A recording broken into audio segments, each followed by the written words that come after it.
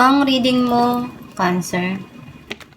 Welcome back to our channel. Naway nasa mabuti kayong kalagayan while watching the channel. Sa general reading, kayo nang bahalang magpalit-palit ang situation nyo sa reading ko.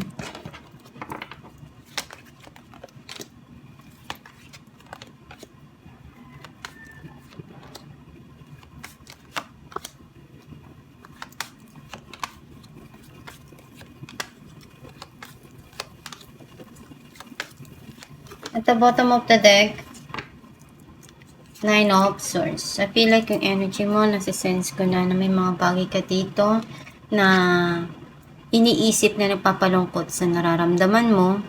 And nakikita ko na something na andun yung nagkakaroon ng anxiety or stress, pero ikaw din naman yung makakatanggal niyan, makakagawa ng paraan to remove yourself dun sa mga negative na iniisip mo.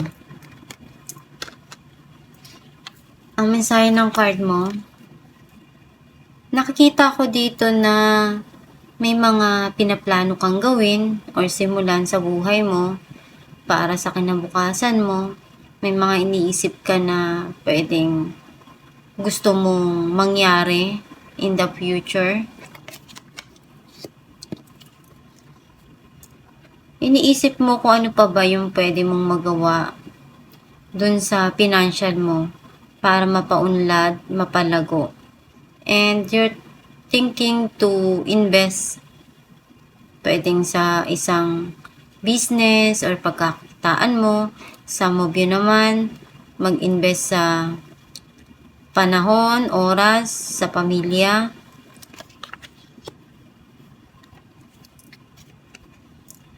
This is a soulmate card, couples card. Nakikita ko yung pagmamahal doon na punong-puno, binibigay. Maaring pagmamahal sa sarili, kung ano man yung pagkukulang, ikaw na yung nagpupuno.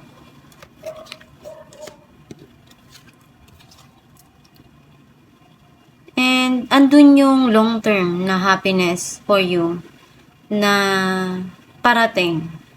This is happy family, and ini-enjoy kung ano yung meron around the family or dun sa situation na magkasama.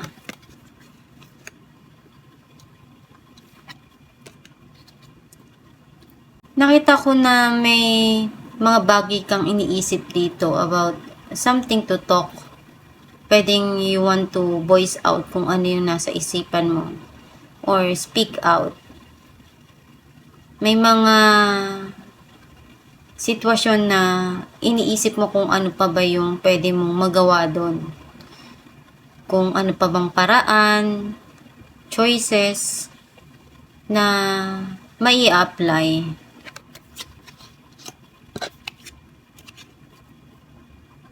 May parating dito na success, victory, some of you, nandun yung celebration or meron ditong reward, promotion. Andun yung kasiyahan na makukuha mo dun sa passion na binibigyan mo ng effort.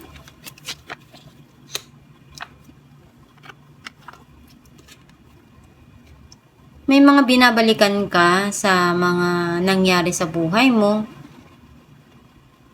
Nakikita ko na some of you pwedeng happiness na talagang nagpasaya or nagbigay ng kasiyahan sa puso mo. Some of you naman may mga memories na nakapulutan mo ng aral.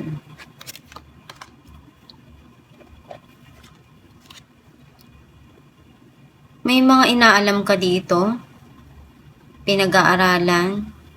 Some of you naman, andun yung alam mo nang pagod ka na, pero pinupunuan mo pa rin yung pagkukulang, yung responsibilidad na kaya mo. Clarify natin ang Two of Wands. Ace of Pentacles and Seven of Swords. Nakikita ko dito na may parating na blessing. Some of you naman pwedeng ikaw yung magbigay ng blessing. Or you're trying to raise something here to invest. Kasi pinaplano mo para to sa kinabukasan mo din. Narepay natin ng Two of Cups. Three of Cups and Page of Cups. Nakita ko na andun yung pagmamahal. Pwedeng magkakaroon ng reconciliation, reunion, or someone is magpo-propose, magkakaroon ng party, celebration, na dahil dun sa nangyaring pagpo-propose na yon o engagement, andun yung magiging masaya ka talaga. Narepay natin ang Page of Swords. Three of Pentacles and Temperance. May mga inaayos ka dito. Kailangan mo lang talaga ng mahabang pasensya kapag may mga bagay kang binibuild. Pwedeng binibuild sa buhay mo, sa financial mo, na meron ka ngayon. Clarify natin ang The Hermit.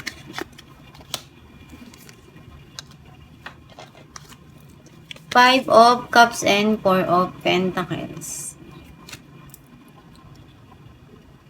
May mga iniisip ka na nangyari sa buhay mo sa nakaraan na andun yung nanghihinayang ka.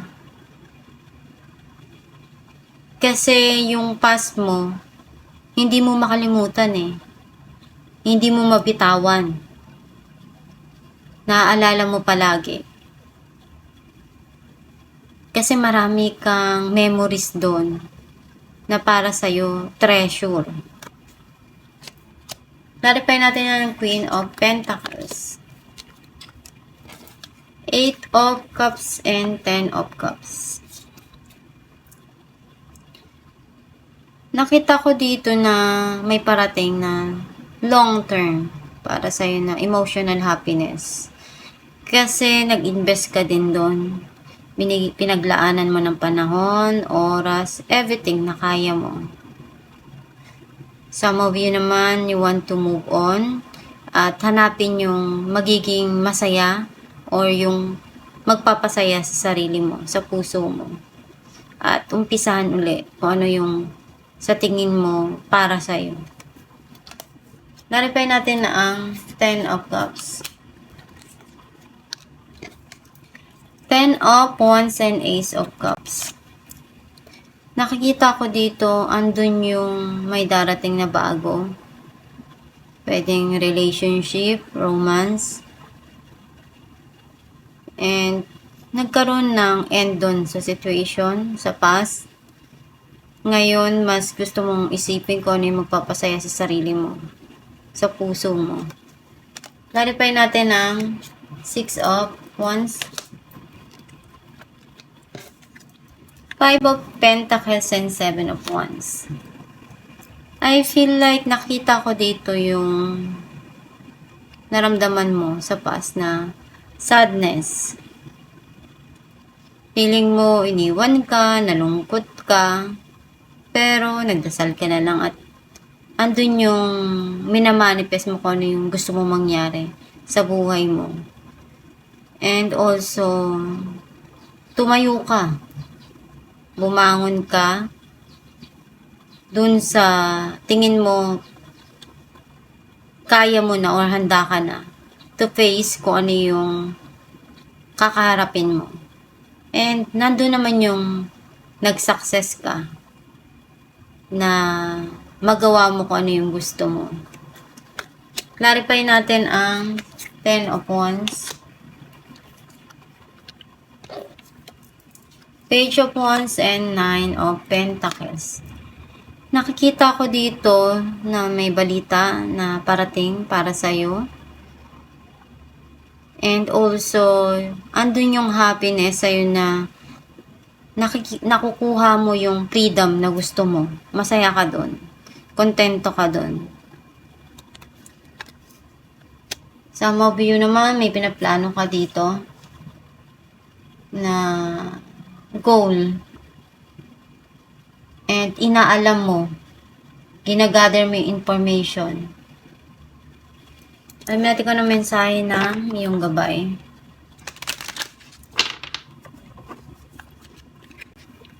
Joy. Joy is the highest energy of all. It's the magical sense that everything is possible. Joy from appreciating the gifts within each moment.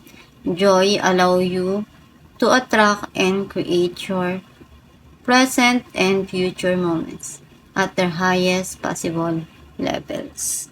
Ang mensahe ng iyong gabay na kung ano yung kasiyahan na makukuha mo dun sa mga ginagawa mo. Hanapin mo lang yung mga bagay na magpapasaya sa puso mo. At gawin mo yung best mo dun sa mga binibigay sa'yo ng Diyos Ama. Basta magdasal ka lang palagi at gawin mo yung mga bagay na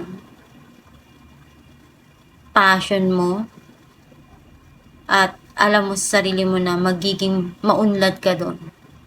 Habaan lang ang pasensya sa mga ginagawa at dumarating sa iyo. At itong yung reading Cancer, kung nakaresonate ka, comment down below. Thank you for watching.